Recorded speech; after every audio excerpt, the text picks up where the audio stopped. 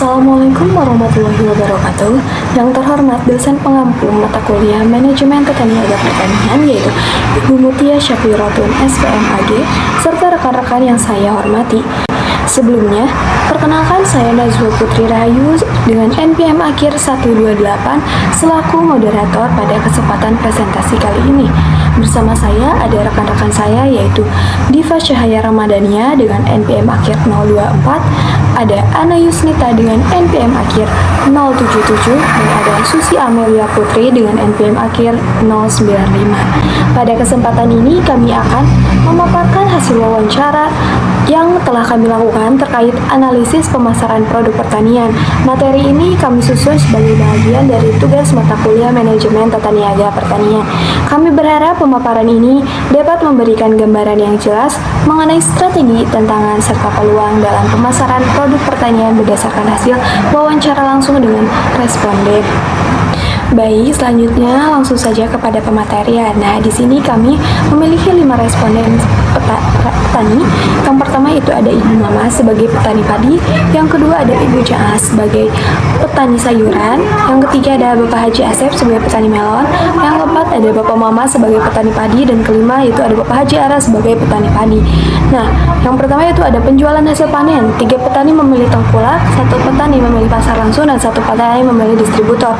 Nah, 3 petani memilih tengkulak. Semua petani padi memilih menjual hasil panennya kepada tengkulak. Hal ini bisa menunjukkan bahwa petani padi cenderung bergantung pada tengkulak karena faktor kemudahan akses, pembayaran cepat, atau keterbatasan akses ke pasar yang lebih luas. Namun, ini juga bisa berarti petani menerima harga yang lebih rendah karena tengkulak mengambil keuntungan sebagai perantara. Lalu, ada 1 petani memilih pasar langsung. Ibu Jaah, yaitu petani sayuran yang menjual hasil panennya langsung ke pasar. Ini menunjukkan bahwa petani sayuran cenderung memilih fleksibilitas lebih untuk menjual langsung ke konsumen atau pedagang pasar. Kemungkinan karena sayuran bersifat cepat rusak dan membutuhkan distribusi cepat juga. Lalu ada 1 petani memilih distributor yaitu Bapak Haji Asep sebagai petani melon. Beliau memilih menjual ke distributor. Ini menunjukkan bahwa untuk komoditas seperti melon yang bernilai lebih tinggi atau membutuhkan penanganan khusus, petani cenderung menjalin kerjasama dengan distributor agar hasil panen bisa dipasarkan lebih luas dan dengan harga yang lebih kompetitif. Nah, dari hasil wawancara mengenai penjualan hasil panen ini, 3 dari 5 petani memilih menjual hasil panennya kepada tengkulak karena kemudahan dan kecepatan transaksi meskipun beresiko mendapatkan harga lebih rendah. Sementara itu, petani sayuran lebih memilih menjual langsung ke pasar untuk menjaga kesegaran produk, dan petani melon memilih distributor demi jangkauan pasar yang lebih luas. Hal ini menunjukkan bahwa pilihan jalur pemasaran sangat dipengaruhi oleh jenis komoditas dan akses pasar yang dimiliki petani. Lalu selanjutnya itu ada penentuan harga jual produk, yaitu 2 orang petani memilih dirinya mereka sendiri dan 3 orang memilih harga pasar.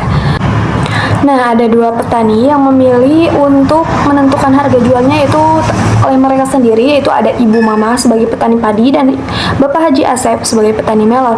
Mereka memilih untuk menentukan harga jual produk mereka sendiri. Ini menunjukkan bahwa mereka memiliki kebebasan dan kontrol penuh atas penetapan harga untuk produk yang mereka jual. Mereka mungkin mempertimbangkan biaya produksi, kebutuhan pasar lokal, dan nilai produk yang mereka ketika menentukan harga. Dalam beberapa kasus, petani yang memilih opsi ini mungkin tidak bergantung pada harga pasar atau negosiasi dengan pembeli, melainkan memiliki strategi harga yang lebih independen sesuai dengan pertimbangan pribadi atau tujuan bisnis mereka. Lalu ada 3 orang yang memilih harga pasar, yaitu Ibu Jaah sebagai petani sayuran, Bapak Maman sebagai petani padi, dan Bapak Haji Ara sebagai petani juga.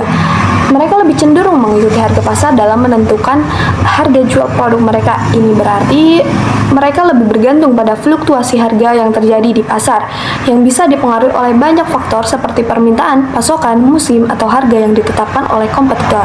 Para petani yang memilih harga pasar mungkin merasa bahwa mengikuti harga pasar lebih praktis dan membantu mereka tetap kompetitif di pasar. Dengan demikian, mereka menghindari menetapkan harga terlalu tinggi atau terlalu rendah yang bisa mengurangi daya jual produk mereka. Nah, secara keseluruhan dalam penentuan harga jual produk ini, 3 dari 5 memilih untuk mengikuti harga pasar. yang menunjukkan bahwa mereka cenderung lebih fleksibel dan bergantung pada dinamika pasar. Sementara itu, dua orang yang memilih untuk menentukan harga mereka sendiri bisa jadi lebih fokus pada kebebasan menentukan harga berdasarkan kalkulus pribadi atau strategi bisnis masing-masing. Lalu yang ketiga itu ada alasan mereka memilih menjual ke pembeli yang tersebut. Nah, ada dua orang memilih sudah langganan, ada satu orang memilih harga yang lebih tinggi, ada satu orang yang memilih agar pembayarannya cepat, dan satu orang memilih tidak ada pilihan lain.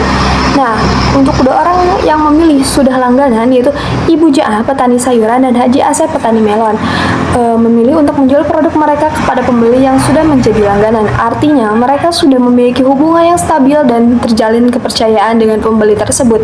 Pembeli langganan biasanya memberikan keuntungan jangka panjang karena mereka telah familiar dengan kualitas produk dan seringkali menawarkan harga yang stabil. Dengan menjual kepada pembeli langganan, petani juga dapat mengurangi resiko ketidakpastian dalam transaksi. Lalu ada satu orang memilih harga yang lebih tinggi, yaitu Bapak Haji Ara, yaitu sebagai petani padi, memilih untuk menjual produk kepada pembeli yang menawarkan harga lebih tinggi. Hal ini menunjukkan bahwa Bapak Haji Ara memprioritaskan keuntungan finansial dalam transaksi jual beli. Jika ada pembeli yang menawarkan harga lebih baik, Bapak Haji Ara lebih memilih untuk memanfaatkan kesempatan tersebut memperoleh hasil yang lebih tinggi dari penjualan. Selanjutnya itu ada satu orang memilih agar pembayarannya cepat, yaitu Bapak Maman sebagai petani padi lebih memilih pembeli yang memberikan pembayaran cepat. Keputusan ini mungkin didorong oleh kebutuhan petani untuk mendapatkan uang segera setelah penjualan yang sangat penting, terutama dalam siklus produksi pertanian yang seringkali memerlukan modal cepat untuk kebutuhan selanjutnya seperti pembelian benih, pupuk, atau kebutuhan operasional lainnya. Pembayaran yang cepat memberi keamanan finansial dan mengurangi tekanan dalam pengelolaan keuangan. Lalu ada satu orang memilih tidak ada pilihan lain, yaitu Ibu Mama sebagai petani padi menjual kepada pembeli tertentu karena merasa tidak ada pilihan lain. Hal ini bisa disebabkan oleh terbatasnya pilihan pembeli di daerah tersebut atau karena keterbatasan dalam akses pasar atau jaringan distribusi. Dengan kata lain, Ibu Mama mungkin terpaksa menjual kepada pembeli tersebut karena tidak ada alternatif yang tersedia untuknya. Nah, secara keseluruhan setiap responden memiliki pertimbangan yang berbeda sesuai dengan kebutuhan dan kondisi masing-masing, mulai dari hubungan yang sudah terjalin dengan pembeli langganan, mencari harga yang lebih tinggi, kebutuhan untuk pembayaran cepat, hingga keterbatasan pilihan pembeli. Yang selanjutnya adalah terkait informasi harga pasar. Semua petani yang diwawancarai, termasuk Pak Maman, Pak Ara, Bu Mamah, Bu Jaah, dan Pak Asep, menyatakan bahwasannya mereka hanya mengetahui harga pasar saat menjual hasil panen saja. Tidak satupun dari mereka yang secara rutin memantau atau mendapatkan informasi harga sebelumnya. Hal ini menunjukkan bahwasannya akses terhadap informasi pasar masih sangat terbatas. Ketergantungan terhadap pembeli sebagai satu-satunya informasi harga membuat posisi tawar petani lemah dalam proses negosiasi karena tidak memiliki pembanding atau data sebelumnya. Petani cenderung menerima harga yang ditawarkan meskipun tidak menguntungkan. Nah, selanjutnya adalah petani seringkali tidak mendapatkan informasi harga pasar saat menjual karena keterbatasan akses pasar yang lebih luas, ketergantungan pada tengkulak atau perantara yang membeli langsung dari mereka. Serta kurangnya sistem informasi yang memadai. Akibatnya, petani sering menerima harga yang ditawarkan oleh tengkulak pada saat transaksi tanpa mengetahui harga pasar yang lebih tinggi atau mungkin tersedia jika mereka memiliki akses langsung ke pasar utama. Nah, yang selanjutnya ada tantangan terbesar dalam memasarkan hasil panen. Satu orang memilih akses pasar jauh. Dalam hasil wawancara, Ibu Mamah menyebutkan bahwasannya tantangan terbesar dalam memasarkan hasil panen adalah akses pasar yang jauh. Karena lokasi tempat tinggal yang terpencil, Ibu Mamah kesulitan untuk mengangkut hasil pertanian ke pasar yang lebih besar atau pengepul utama. Hal ini memaksakan untuk bergantungnya Bu Mamah kepada tengkulak ataupun orang yang datang langsung ke rumahnya. Dan satu orang memilih produk tidak terserap semuanya. Dalam hasil wawancara, Pak Maman menyebutkan bahwasannya beliau menyebutkan tantangan terbesar dalam memasarkan hasil panennya adalah karena produk tidak terserap oleh pasar. Hal ini disebabkan karena adanya serangan hama yang merusak sebagian besar hasil pertaniannya. sehingga jumlah produk yang dapat dijual menjadi terbatas. Meskipun ada permintaan dari pasar, sebagian besar panen terbuang atau tidak terjual karena kerusakan disebabkan oleh hama. Akibatnya, pamaman ini kesulitan untuk memaksimalkan pendapatan dari hasil pertanian dan sering mengalami kerugian akibat produk yang rusak. Nah, selanjutnya ada 3 orang memilih tidak adanya pembeli tetap. Dalam hasil wawancara, ketiga orang ini adalah Pak Asep, Bu Jaah, dan Pak Ara. Nah, menyatakan bahwasannya tantangan terbesar dalam memasarkan hasil panen adalah tidak adanya pembeli tetap. Tanpa adanya pembeli tetap, mereka kesulitan memastikan hasil panen terjual dengan harga yang layak dan waktu yang tepat. Setiap kali panen, mereka harus mencari pembeli baru yang seringkali membuat posisi tawar-menawar mereka itu lemah. Hal ini menyebabkan bahwasannya mereka ini terpaksa menerima harga yang lebih rendah ataupun harga yang tidak terlalu tinggi dari seharusnya karena tidak ada jaminan pembeli yang konsisten. Nah, yang selanjutnya kepemilikan pembeli tetap setiap musim panen. 1 orang memilih tidak pernah. Dalam hasil wawancara, terdapat juga Pak Maman yang menyebutkan bahwasannya dia tidak pernah memiliki pembeli tetap di setiap musim panen. Hal ini membuat Pak Maman kesulitan dalam memastikan hasil panennya terjual dengan lancar tanpa adanya pembeli tetap. Dia harus mencari pembeli baru setiap kali panen yang menambah tantangan dalam proses pemasarannya.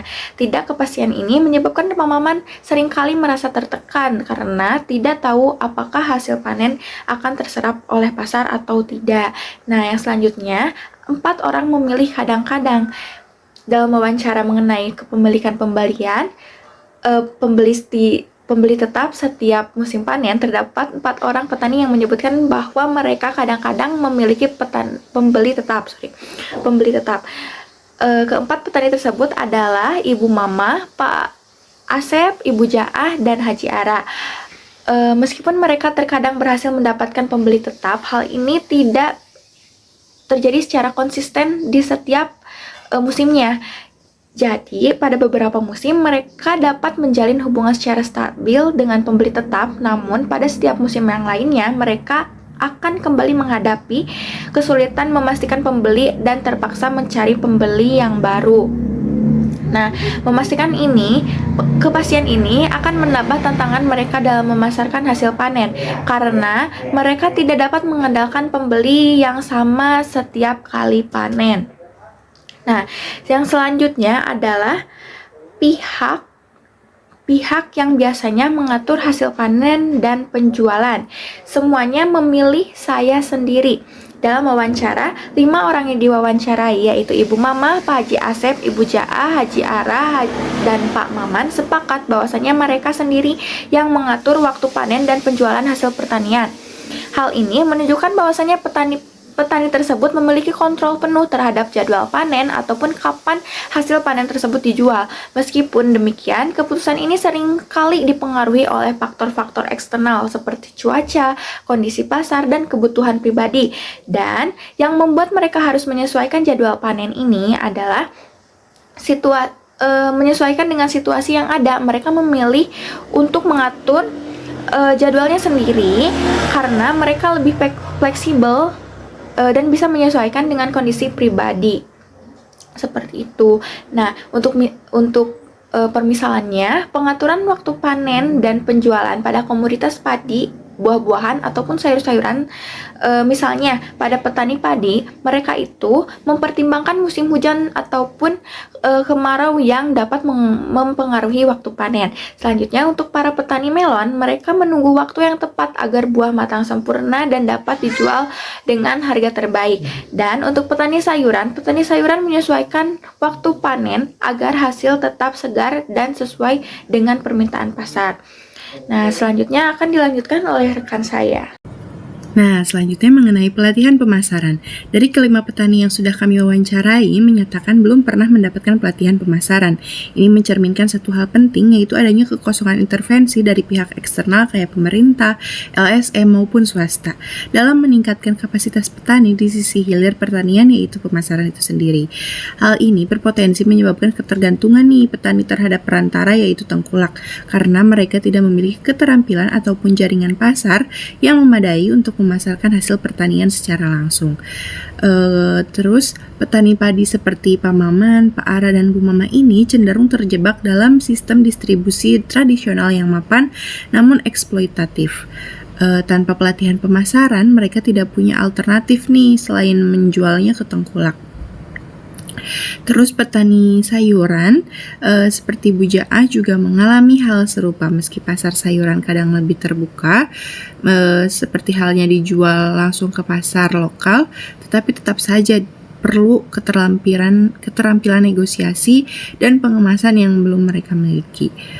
Selanjutnya untuk Pak Asep yang menanam melon, meskipun komoditasnya potensial untuk pasar premium, tetapi tidak bisa nih menembus pasar modern karena keterbatasan pemahaman tentang branding, packaging, ataupun jaringan distribusi. Next, mengenai koperasi tani, ada 2 anggota aktif nih yang kami wawancarai, yaitu Pak Maman dan Bu Mamah. Mereka ini merupakan petani padi. Ini bisa jadi karena keterlibatan mereka dalam program-program penggilingan ataupun distribusi pupuk yang seringkali dikelola melalui koperasi. Namun keaktifan di sini nggak cuma melulu mencerminkan manfaat ekonomi yang nyata, bisa saja mereka hanya mengikuti koperasi karena kewajiban formal atau sekedar ingin bisa mengakses bantuan atau subsidi pupuk. Terus ada satu petani nih yang nggak tahu sama sekali, yaitu Bu Jaah. Ini mencerminkan adanya kesenjangan informasi, kemungkinan karena ia tidak terhubung atau mengikuti dengan jaringan sosial pertanian kayak kelompok tani itu sendiri, atau karena memang koperasi ini nggak menjangkau segmen petani kecil. Terus ada 2 petani nih yang cuma tahu namanya aja kayak Pak Ara dan Pak Asep. Mencerminkan bahwa keberadaan koperasi belum mampu menjadi motor penggerak ekonomi lokal yang menarik keikutsertaan anggota baru.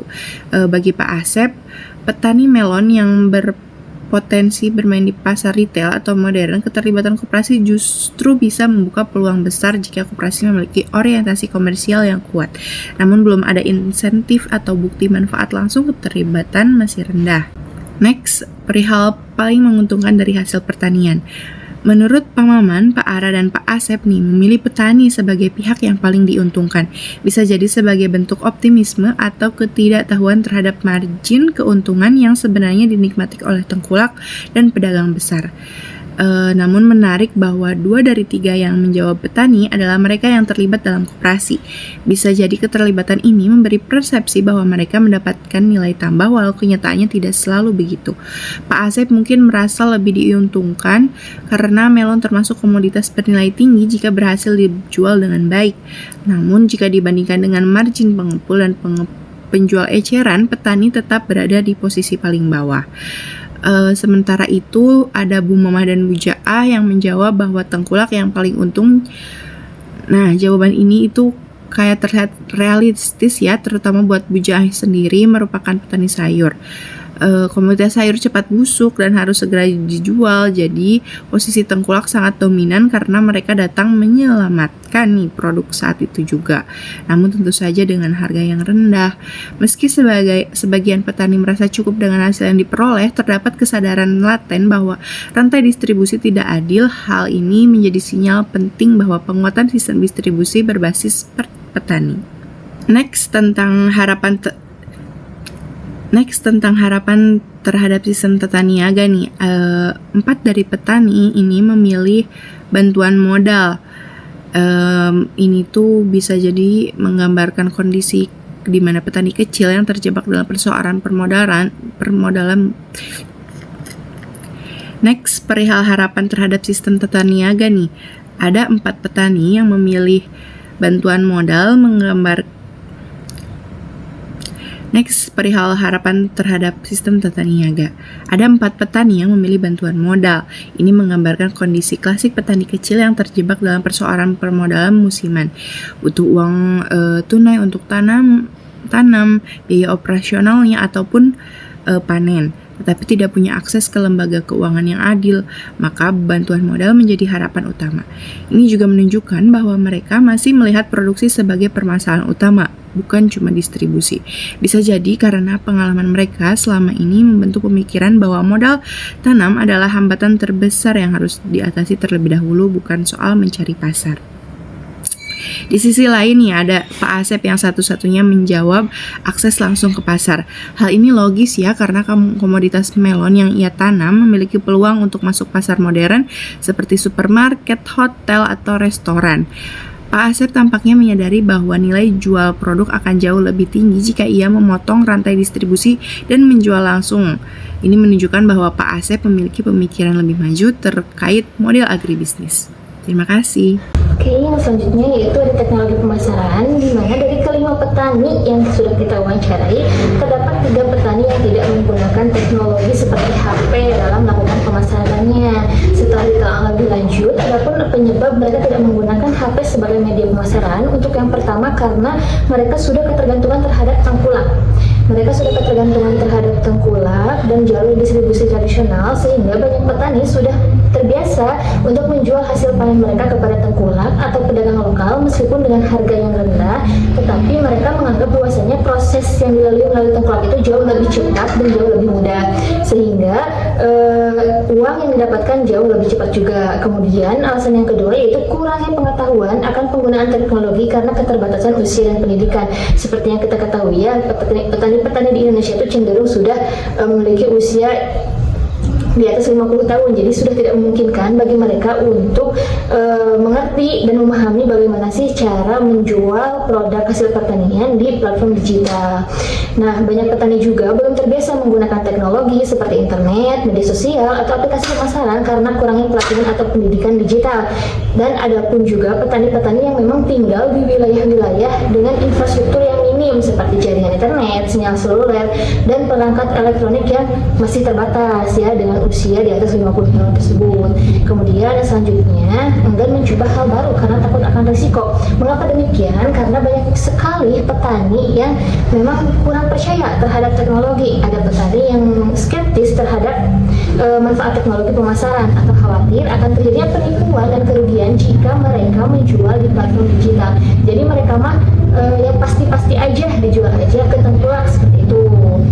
Nah, kemudian yang selanjutnya kenapa mereka tidak menggunakan HP ya karena ada hambatan di bahasa dan budaya. Cenderung mereka dalam berbahasa Indonesia pun masih kurang lancar ya, masih menggunakan bahasa daerah. Nah, kemudian selanjutnya ada satu petani nih yang menggunakan sosial media, yaitu Pak Haji Asep selaku pembudidaya melon hidroponik, di mana Pak Haji Asep melakukan promosi melon hidroponiknya melalui sosial media dengan segmentasi pasarnya itu premium. Karena apa? Karena banyak sekali konsumen-konsumen yang suka akan transparansi dari mana sih produk tersebut berasal, sehingga dengan tren belanja yang online yang cukup tinggi, Pak Asep memanfaatkan hal tersebut dengan mempromosikan melon hidroponiknya di beberapa sosial media, sehingga mengundang para kaum urban dan milenial dengan ketertarikan yang tinggi untuk melakukan pembelian ke produsen langsung seperti Pak Haji Asep contohnya. Kemudian selanjutnya ada satu petani menggunakan HP untuk komunikasi, yaitu Pak Maman. Mengapa demikian? Beliau bilang bahwasannya lahan yang beliau miliki itu cukup luas sehingga tidak memungkinkan kalau misalkan beliau mengangkut hasil panennya sendiri. Diperlukan bantuan tengkulak yang memang memiliki fasilitas yang cukup lengkap sehingga hasil panen diangkutnya itu jauh lebih cepat, sehingga sebelum si panennya itu selesai biasanya Pak Haji Maman mengkomunikasikan kepada tengkulak melalui handphone sebagai media komunikasi. Jika tadi kita sudah berbicara mengenai teknologi pemasaran yang dilakukan oleh kelima petani tersebut, selanjutnya kita akan membahas mengenai pengangkutan hasil panen yang dilakukan oleh 5 petani. Di antaranya 4 petani mengangkut hasil panennya sendiri, dan yang kedua 1 petani mengangkut hasil panennya oleh tengkulak. Nah, ternyata 4 petani mengangkut hasil panennya sendiri juga dipengaruhi oleh beberapa faktor, seperti yang pertama menghindari potongan harga karena ongkos angkut ataupun sortir. Kenapa demikian? Karena jika tengkulak yang mengangkut, biasanya ada potongan harga atau pengurangan karena alasan biaya transportasi dan lain sebagainya. Sehingga dengan mengangkut sendiri, petani bisa bernegosiasi harga yang bersih tanpa adanya potongan biaya transportasi. Kemudian yang selanjutnya adanya menjamin kualitas dan kuantitas panen tetap baik. Nah, dari keempat petani tersebut ternyata mereka tuh ingin memastikan bahwasannya hasil panen yang mereka hasilkan tuh tidak banyak yang rusak, tercecer atau rusak dalam perjalanan agar saat diserahkan ke tengkulak kualitasnya maksimal dan tidak ada alasan penurunan harga menjadi lebih rendah. Nah, kemudian yang selanjutnya mempercepat alur jual beli ataupun pembayaran, di mana jika hasil panen sudah dalam kondisi siap serah terima, tengkulak bisa langsung timbang, bayar dan angkut tanpa proses tambahan mempercepat alur jual beli. Nah, terus yang selanjutnya juga menghindari permasalahan soal kuantitas dan kualitas atau meminimalisir kerugian. Nah, di mana dengan mengangkut dan mengemas si hasil panen sendiri, petani bisa memastikan nih taksiran berat, kualitas yang memang sesuai dengan keperhitungan mereka, sehingga nantinya tidak ada perbedaan pendapat dengan tengkulak mengenai kualitas maupun kuantitas yang dihasilkan oleh si lahan petani itu sendiri, sehingga petani punya power tuh untuk mempertahankan harga yang cukup tinggi. Kemudian selanjutnya ada nih satu petani yang memang menyerahkan hasil panennya langsung oleh tengkulak, yaitu Pak Maman, karena memang luas lahan yang dimiliki oleh beliau itu cukup luas ya, jadi tidak memungkinkan apabila dikerjakan oleh sendiri. Nah, hal-hal yang mempengaruhi keputusan tersebut ternyata yang pertama tuh lahan yang dimiliki luas sehingga volume panen itu sangat besar. Pada lahan yang luas, hasil panen dalam jumlah yang besar sulit dan tidak efisien jika diangkut oleh Pak Maman sendiri. Tengkulak biasanya punya armada atau fasilitas yang memang lebih memadai. Kemudian yang selanjutnya mengefisienkan waktu dan tenaga. Jika pengangkut panen dalam jumlah yang besar butuh banyak tenaga kerja dan waktu ya tentunya, sehingga tengkulak sering menyediakan pekerja dan alat angkut sendiri agar prosesnya jauh lebih cepat. Nah, sehingga yang selanjutnya juga adanya kesepakatan jual beli dalam jumlah yang besar. Nah, biasanya pada transaksi yang besar seperti luas lahan yang dimiliki oleh Pak Haji Maman, biasanya ada kesepakatan dulu nih bahwa tengkulak akan menanggung proses panen, pengumpulan, bahkan sampai pengangkutan sebagai bagian dari layanan mereka. Nah, untuk yang selanjutnya juga hal ini dipengaruhi oleh minimnya sarana angkut dari pihak Pak Maman sendiri. Pak Maman dengan lahan yang besar tentunya belum punya fasilitas yang memadai seperti truk, gudang, dan lain sebagainya. Jadi lebih praktis jika beliau langsung mengkomunikasikan kepada tengkulak untuk mengangkut hasil panennya. Nah, juga dipengaruhi oleh seperti mengurangi risiko kerusakan karena berulang-ulang kedatangan, harga yang sudah disepakati secara borongan, dan lain sebagainya. Kan tadi kita sudah berbicara mengenai hasil panennya yang diangkut oleh tengkulak maupun oleh sendiri. Tetapi juga kita harus mengetahui nih, apakah si petani mengetahui siapa ayah sih yang membeli hasil panennya. Nah, dari hasil wawancara yang telah kita lakukan, bahwasanya ada 3 petani yang menjawab tidak mengetahui siapa pembeli akhir dari hasil panennya. Ternyata faktor-faktor yang mempengaruhi tersebut tuh, yang pertama tuh sistem pemasaran yang mereka lakukan tuh pasif dan terbuka, di mana para petani tersebut memilih menunggu pembeli seperti tengkulak, pedagang, dan pengumpul untuk datang langsung ke lahan mereka, sehingga mereka tidak secara aktif mencari pasar atau menjalin kontrak dengan pembeli tetap. Kemudian yang selanjutnya, petani cenderung fleksibel dan tidak memaksa. Mereka memiliki prinsip kalau laku ya syukur, kalau tidak ya tidak apa-apa gitu ya. Nah, sehingga petani cenderung fleksibel dan tidak memaksa hasil panen mereka harus laku pada satu pihak tertentu. Mereka terbiasa dengan kondisi pasaran yang naik turun dan tidak pasti. Kalau misalkan tidak laku ya bisa untuk konsumsi pribadi, kalau misalkan laku ya syukur, seperti itu. Nah, kemudian yang selanjutnya tidak adanya hubungan bisnis jangka panjang, di mana petani itu tidak memiliki perjanjian formal ya dengan langganan tetap dengan pembeli. Setiap musim panen biasanya pembeli itu datang dengan orang yang berbeda-beda, tergantung siapa yang datang duluan atau menawarkan dengan harga yang dianggap wajar oleh petani, sehingga mereka langsung menjual hasil pertaniannya. Kemudian yang selanjutnya, mereka mempunyai minimnya akses informasi terhadap pasar, di mana petani dengan tadi yang sudah saya jelaskan, tidak mempunyai handphone untuk melakukan pemasaran dan mendapatkan akses informasi pasar dan lain sebagainya, sehingga mereka tuh tidak tahu juga akan informasi pasar terkait harga dan lain sebagainya, sehingga mereka juga tidak mengetahui akan kebutuhan pasar, permintaan konsumen, atau harga di berbagai tempat. Akibatnya kemudian yang selanjutnya juga dipengaruhi oleh kultur lokal yang sudah berjalan secara turun-temurun, di mana ini tuh sudah menjadi kebiasaan ya di berbagai daerah, bahwasannya si petani itu menganggap bahwasannya nantinya si pembeli itu akan datang sendiri ke mereka, dan petani tidak merasa perlu untuk mencari pembeli karena mereka sudah menganggap pola ini tuh sebagai pola yang lumrah dan aman.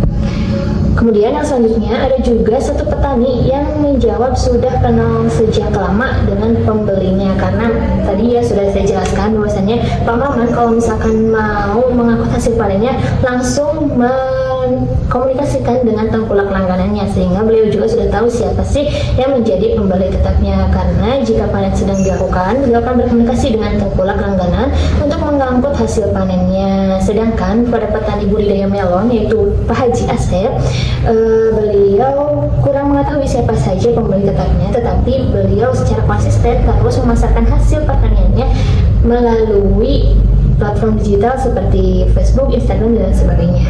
Setelah dikumpulkan, ada 3 petani yang terdiri dari Bu Mama selaku petani padi, Bu Jia selaku petani sayuran, dan Haji Asep selaku petani melon yang menjawab bahwasannya mereka mengalami kerugian sekali dalam setahun karena harga yang anjlok. Hal ini dipengaruhi oleh kombinasi beberapa faktor seperti yang pertama musim panen yang serempak, yang kedua kurangnya akses pasar, ketiadaan sistem penyangga harga, permintaan musiman dan daya beli masyarakat, ketergantungan pada tengkulak. Nah, untuk musim panen serempak pada saat panen raya banyak petani yang memang memanen komoditas yang sama dalam waktu yang bersamaan.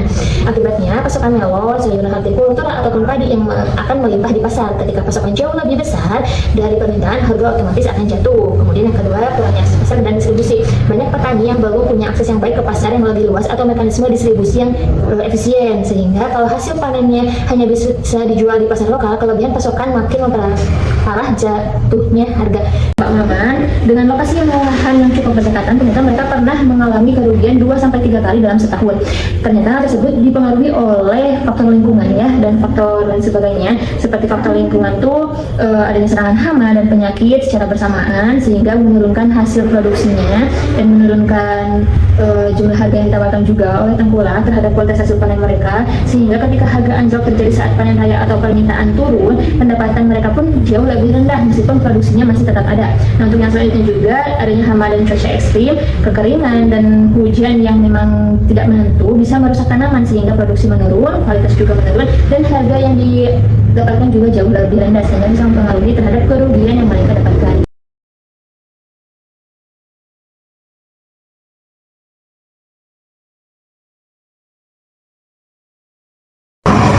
Baik, demikianlah presentasi yang kami sampaikan mengenai analisis pemasaran produk pertanian berdasarkan hasil wawancara terhadap responden. Kami menyadari bahwa masih banyak kekurangan dalam penyampaian maupun isi materi yang kami bawakan. Oleh karena itu, kami sangat terbuka terhadap kritik dan saran yang membangun untuk perbaikan di masa yang akan datang. Kami ucapkan juga terima kasih yang sebesar-besarnya kepada Ibu Mutia Syakiratun SPM AG selaku dosen pengampu mata kuliah Manajemen Tata Niaga Pertanian atas waktu dan perhatian yang telah diberikan kepada kami. Semoga apa yang kami sampaikan hari ini dapat memberikan manfaat bagi wawasan tambahan bagi kita semua. Wabillahi taufiq wal hidayah. Wassalamualaikum warahmatullahi wabarakatuh.